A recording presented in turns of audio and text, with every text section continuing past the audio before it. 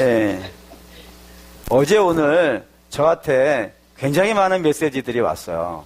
근데 그 굉장히 많은 메시지들의 핵심 내용은 뭐였냐면 하늘에는 영광, 땅에는 평화라고 하는 메시지들이 굉장히 많이 왔습니다.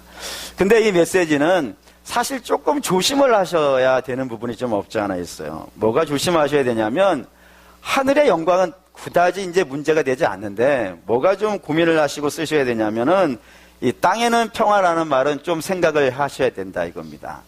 이게 왜 생각을 하셔야 되냐면은 자칫 이 땅에는 평화를 무엇으로 이해하기 쉬우니까요. 사람과 사람 사이의 평화라고 이해하시는 경향들이 간혹 생길 수 있기 때문에 그렇습니다. 근데 여기에 땅에서는 평화라는 것은 사람과 사람 사이의 평화를 말하는 것이 아닙니다. 성경을 좀 볼까요? 마태복음 10장 34절입니다. 읽을게요. 내가 세상에 화평을 주러 온 줄로 생각하지 말라. 화평이 아니요 검을 주러 왔노라. 이 말씀하고 배치가 되기 때문에 그렇습니다. 그러니까 땅의 평화라는 것은 사람과 사람 사이의 평화를 1차적으로 이야기하는 것이 아닙니다. 특별히 오늘 이제 본문에 보면 이게 정확하게 등장하는데 하늘에는 영광이요, 땅에는 누구에게 평화예요? 모든 사람에게 평화예요? 하나님이 기뻐하시는 사람들에게 평화라고 되어 있다고요. 하나님이 기뻐하시는 사람들이 누구예요? 하나님의 자녀예요. 그러니까 모든 사람하고의 평화가 아니라 사람과 사람 사이의 평화가 아니라 누구와 누구 사이의 평화라고요. 하나님과 우리 사이에, 하나님과 죄인 사이의 평화를 이루시러 우리 주께서 오셨다 이겁니다. 예, 그렇죠. 그래서 의로우신 하나님께서 죄인들을 사랑하셔서 그에게 하나님과의 평화를 만들어 주시려고 이 땅에 오셨다 이겁니다. 이 평화가 왜 그렇게 중요하냐면 이 세상에서 우리가 당하고 있는 모든 문제의 출발이 어디니까요? 하나님과의 관계가 깨졌기 때문이라는 겁니다. 하나님과의 평화가 깨졌다는 거예요. 그러니까 하나님과의 평화로웠을 때는, 하나님과의 관계가 평화로웠을 때는 사람과 사람 사이에 사실은 문제가 없었단 말입니다. 예를 들어보죠. 창세기 이런 표현이 있어요. 아담과 하나님이 분쟁이 없었을 때, 아담과 하나님이 바른 관계에 있었을 때 하나님께서 하와를 데려다가 아담에게 주시지 않습니까? 그때 하와를 받은 아담이 뭐라고 얘기해요? 엄청난 닭살 멘트 날리잖아요. 그게 뭐예요? 너는 내 뼈 중에 뼈이고 살 중에 살이라. 살과 뼈는 어떻게 되는 거예요? 혹시 살 따로 뼈 따로 다니시는 분 보신 적 있습니까? 그런 분은 없죠. 그러니까 사람과 사람의 관계는 원래 뼈와 살처럼 붙어있는 관계이고 서로 살과 뼈는 서로 분쟁하지 않는다고요. 서로 화합하고 있고 서로 붙어있고 서로 지켜주고 있어요.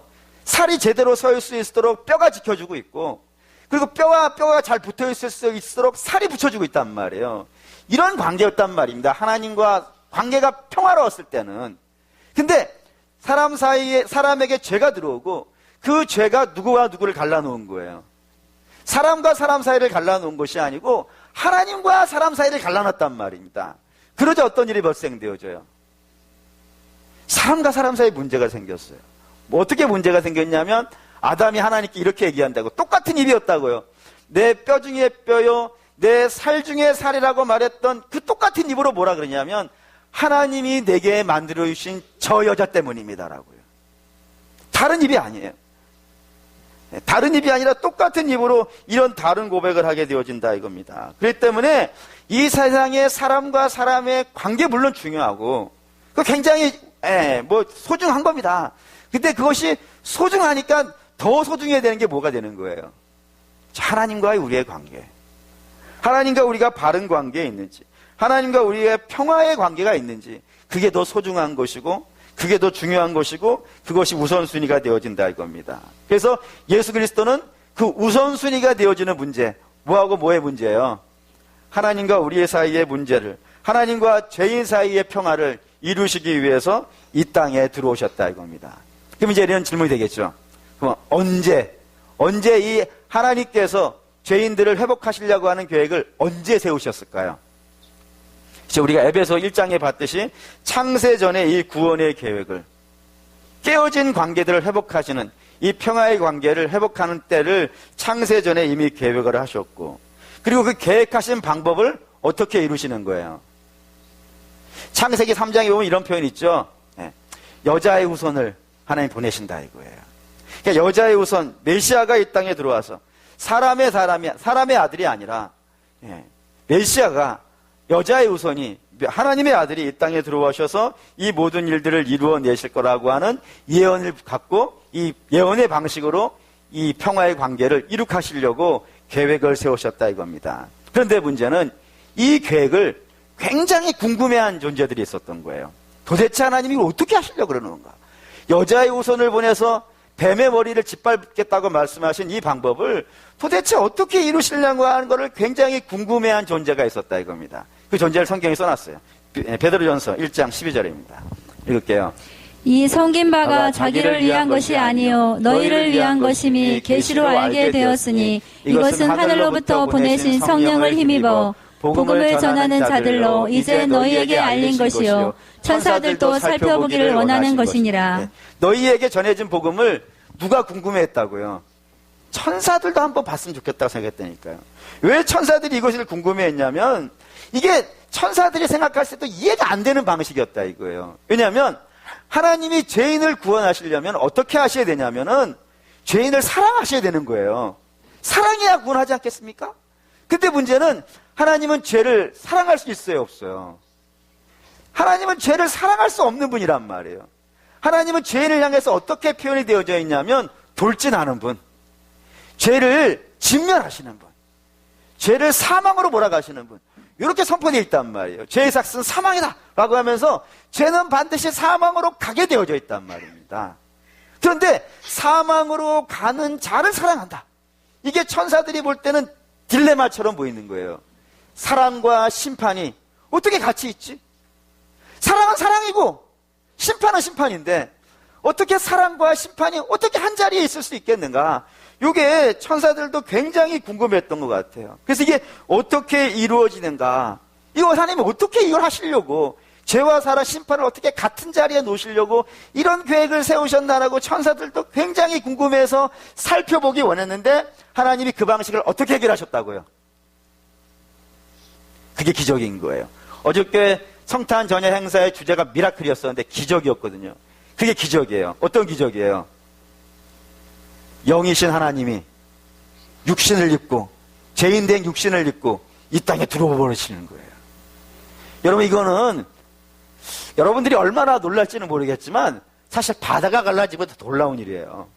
바다는 갈릴 수 있어요.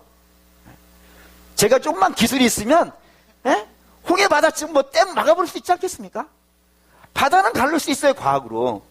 근데 영이신 하나님이 죄인의 육신을 입고요 이 땅에 들어오시는 일은요, 이건 상상할 수 없는 놀라운 일인 거예요.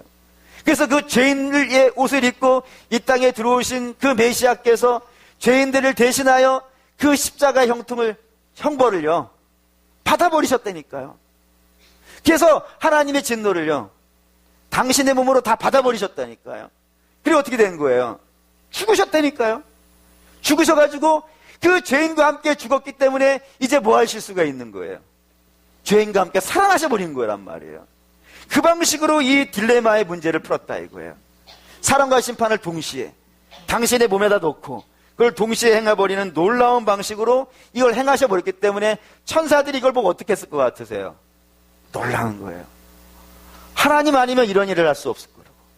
하나님이 아니면은 이 땅에 어떠한 존재도 영이신 하나님이 죄인의 육신을 입고 와서 죄인들을 위해서 세례를 받으시고 그 죄인들과 함께 연합하여 십자가에 죽으시고 그 죄인과 함께 무덤에 누웠던 분이 그 죄인들과 함께 부활하여서 함께 영광스러운 모습으로 나타나는 이 놀라운 일을 누가 이룰 수 있을까 생각하면서 놀라워하고 경탄에 맞이하고 기쁨에 맞이했던 것이 이 성육식 사건이라 이겁니다. 근데 천사들만 놀란 것이 아니고 제가 볼 때는 이 사단도 굉장히 놀랐던 것 같아요. 뭘 보면 사단이 놀랐다는 사실을 좀 알 수 있냐면 사단은 창세기 3장에 이미 예언을 받았죠. 여자의 후손이 와서 너를 어떻게 할 거라고요? 머리를 짓밟아서 치명상을 줄 거라고. 그렇게 예언이 되어져 있기 때문에 사단은 이제부터 무슨 계획을 세우냐면 메시아가 이 땅에 들어오는 것을요 막으려고 해요. 정말 열심히 막아요, 실제로. 그래서 아담이지 아니죠. 아브라함의 부인인 사례를 누구 주려고 그래요? 바로를 주려고도 하고. 그리고 이삭의 부인 리브가를 아비멜렉에게 주려고도 하고, 그리고 야곱을 죽이려고도 하고, 이스라엘 족속을 애굽에서 끊어버리려고도 하고, 다윗을 죽여버리려고도 하고, 이스라엘을 멸망시키기도 하고, 그런 식으로요. 메시아가 이 땅에 들어오는 가문을 철저히 막아내려고 했단 말입니다. 근데 하나님께서 어떻게 하시는 거예요? 그걸 다 지켜보호하셔가지고 결국에는 메시아를 이 땅에 보내셨죠. 그럼 이제 사단이 할 수 있는 일은 하나밖에 없는 거예요. 뭐예요? 메시아가 자기를 밟기 전에 메시아를 먼저 죽이는 거예요. 그렇습니까? 그래서 메시아가 자기를 밟지 못하게 하면 되는 것 아니겠어요? 그 죽이는 방식을 택한단 말입니다. 그래서 이 죽이기 위해서 자기가 할 수 있는 모든 일을 다 동원합니다.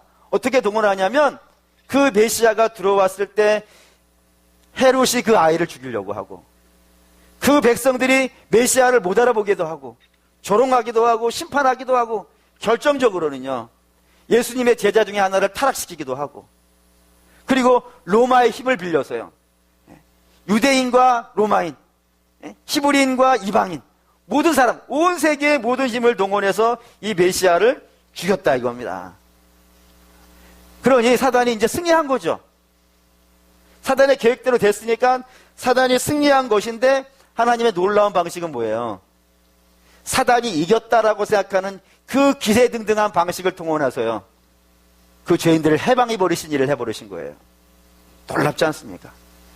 사단 뒤통수 맞은 느낌 들지 않겠어요? 내가 이겼다고 생각했었는데, 내가 이긴 방식이라고 생각했었는데, 그 이긴 방식이 오히려 자기는 결박되어지고, 자기 나라의 수많은 종들은 다 해방되어지고, 그리고 기뻐 찬송을 부르는 그런 역사를 만들어 버렸으니 얼마나 사단이 기겁을 하고 놀랐겠어요. 그것이 하늘의 방식이었다 이겁니다. 그게 하늘의 영광이었고요. 근데 문제는 이 하늘의 영광의 방식을 이루기 위해서는 반드시 선제되어져야 되는 조건이 하나가 있었다 이겁니다. 그게 뭘까요? 그게 오늘 제가 여러분에게 드리려는 결론입니다. 그게 뭐냐면 메시아 대신 예수 그리스도께서 어떻게 하셔야 되는 거예요. 그 하나님의 계획에 자발적으로 순종해야 되는 거예요.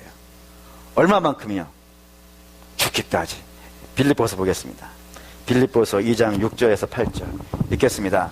그는 근본 하나님의 본체시나 하나님과 동등됨을 취할 것으로 여기지 아니하시고 오히려 자기를 비워 종의 형체를 가지사 사람들과 같이 되셨고 사람의 모양으로 나타나사 자기를 낮추시고 죽기까지 복종하셨으니 곧 십자가에 죽으심이라. 예, 이게 메시아의 방식이에요.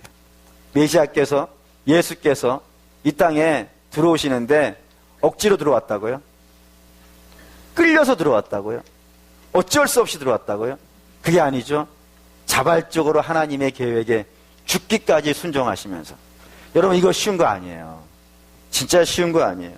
뭘 보면 아냐면 영원자가, 영원히 사시는 분이 죽을 수 있는 유한자로 들어온다는 것. 이거 한번 저 실험해 봤어요. 하나님이 사람이 되는 유정을 실험한 것이 아니라 내 몸에 맞지 않는 옷을 입는 것이 얼마나 불편한가를 한번 예전에 실험한 적이 있어요. 어떤 방식이었냐면 제가 이렇게 장성하게 큰 다음에 우리 집 애기들이 7살, 5살 됐을 때 그 옷도 한번 입어봤어요. 어땠을 것 같으세요? 굉장히 불편했어요. 내 몸에 안 맞는 옷을 입는 것이 엄청나게 불편하더라고요. 근데 하나님은 안 불편했을까요? 배고프지 않은 분이 배고픔을 경험해야 되고, 때려서 아픔을 경험하지 않는 분이 때릴 때마다 살이 쩍쩍 갈라지면서 피가 쏟아져야 되고, 조롱받을 때, 아니 세상에 어느 존재가 전능하신 하나님을 조롱할 수 있겠어요. 근데 그 얼굴에 침을 뱉고 뺨을 치는 일을 당하면서 그게 들어온다는 것, 죽으시는 자로 들어온다는 것, 그거 굉장히 쉽지 않은 문제였을 거예요. 그런데 그 하나님의 마음을 아시사, 그리고 하나님 마음과 그분의 마음이 같아서 이 땅의 죄인들을 살려내시겠다 하는 그 하늘의 영광의 뜻을 품고 자발적으로 순종에 들어와서 그 일을 이루시는 것, 그것이 하늘의 영광이라 이겁니다. 그래서 이 영광이 동시에 일어난 것, 그것이 바로 예수 그리스도이고 그분의 십자가라 이겁니다. 그래서 그 일로 인하여서 하나님과 우리가요, 화평을 이루고 화목해야 되는 역사가 이루어졌다는 것이 성경이 알려준 성탄의 의미예요. 여러분, 그 의미를 알고 오늘 기뻐하셨으면 좋겠어요. 그냥 이 땅에 있는 이런 문제들 많죠. 그 문제들을 해결하시는 것은 나중에 하실 거예요, 다. 근데 그게 성탄의 의미는 아니라 이거예요. 성탄은 하나님의 뜻을 받들어서 당신의 몸을 죽기까지 순종하시면서 누구와 누구 사이를 화목시키시려고요. 하나님과 죄인 사이를 화목시켜서 우리로 하여금 하나님을 영접하고 하나님의 자녀가 되게 하며 영생의 소망을 품고 이제 천국을 꿈꾸며 살아가는 그런 백성으로 만들어준 놀라운 이야기가 이 성탄의 이야기라 이겁니다. 그 기쁨이 있었으면 좋겠어요. 그 기쁨이 넘쳐가지고 오늘 이 성가대가 칸타타로 주의 심을 선포하실 때 여러분 안에 그 하나님과 내가 화목되어지는 환상을 보시고 그 기쁨을 누리시고 그 즐거움 안에 있는 그런 복된 시간 되시기를 주의 이름으로 축원합니다. 아멘. 기도하겠습니다.